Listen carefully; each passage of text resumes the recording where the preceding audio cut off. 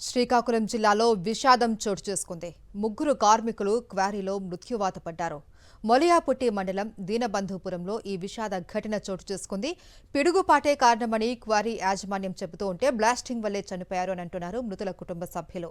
మృతులు టెక్కలి మండలం పోలవరం గ్రామానికి చెందిన తెర్లంగి రామారావు, బడబందు అప్పన్న, చెన్నైకి చెందిన పుంగవేణు అరుగంగా గుర్తించారు పోలీసులు. గ్రానైట్ క్వారీలో జరిగిన ప్రమాద స్థలాన్ని అధికారులు పరిశీలించారు.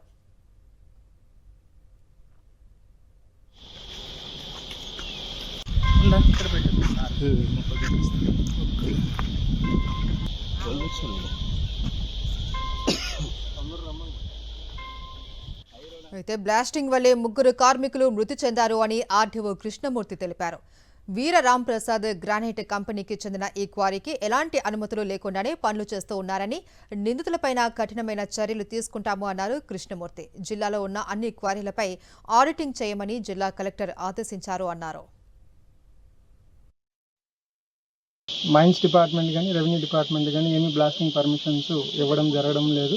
డెఫినెట్గా కఠినమైన చర్యలు తీసుకుంటాం. పర్మిషన్ లేకుండా ఎవరైతే ఈ మెటీరియల్ బ్లాస్టింగ్ మెటీరియల్ ఎవరైతే అమ్మారో వాళ్ళని కూడా పట్టుకుంటాం. వీళ్ళకి పర్మిషన్ లేకుండా బ్లాస్టింగ్ చేసినట్టు ఉంటే వీళ్ళ మీద కూడా కఠిన చర్యలు తీసుకొని ఇంకా మిగిలిన క్వారీస్లో ఎక్కడ కూడా ఇటువంటి తప్పు జరగకుండా డెఫినెట్గా పటిష్టంగా చర్యలు తీసుకొని ఎన్ష్యూర్ చేస్తాం. ఆల్రెడీ ఆడిటింగ్ స్టార్ట్ చేస్తాం. ఈ రోజు నుంచి స్టార్ట్ చేసి మిగిలిన క్వారీస్లో కూడా వెరిఫై చేసి ఏం చేయాలో చర్యలు ఏం తీసుకోవాలనేది దానికి తగ్గట్టు మేము చర్యలు తీసుకుంటాం.